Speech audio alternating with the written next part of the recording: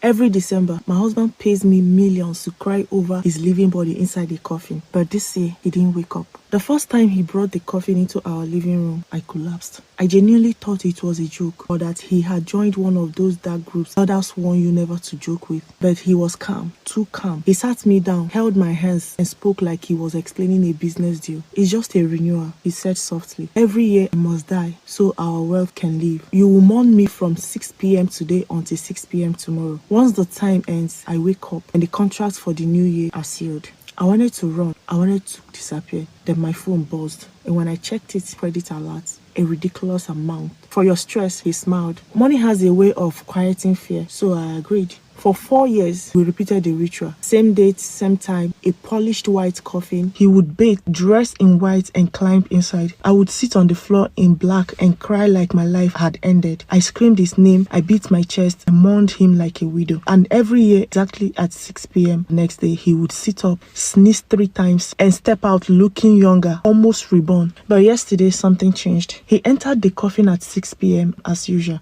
I started crying. The house was silent, except for the hum of the air conditioner and my fake sobs. Around 3 a.m., my throat burned. I went to get water. When I returned, the air felt wrong.